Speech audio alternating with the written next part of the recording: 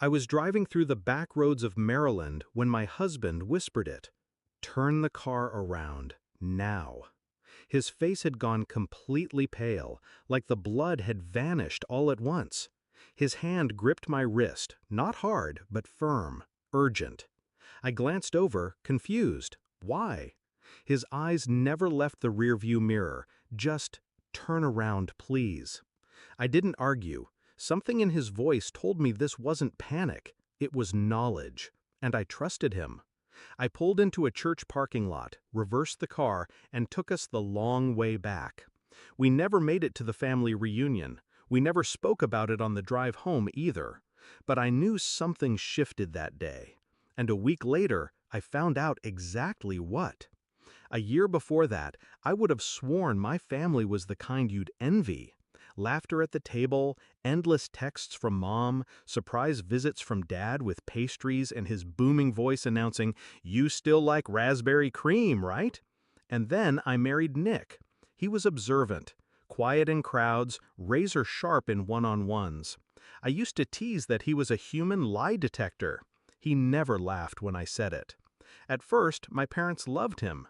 "He's grounded," my mom had said after meeting him the second time, "not flashy, stable, you need that." But somewhere after our engagement, things shifted.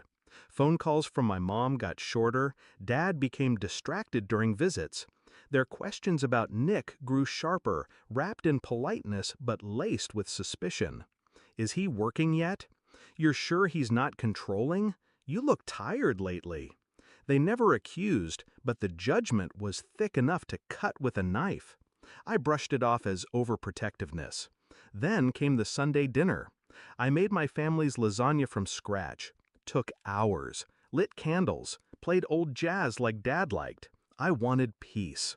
They showed up 40 minutes late, already annoyed. My mom looked around like she was searching for something to criticize. My dad asked Nick to get him a drink from the kitchen, and when Nick left, I saw my dad slip something under the couch cushion. That was the first time I felt cold around them.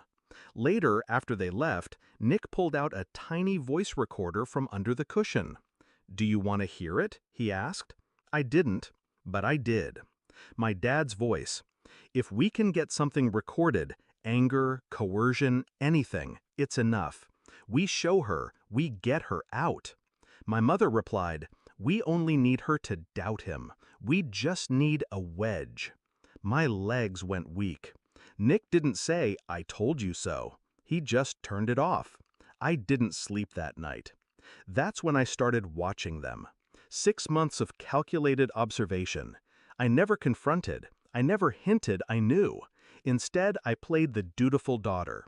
Weekly calls, family dinners, smiles, hugs.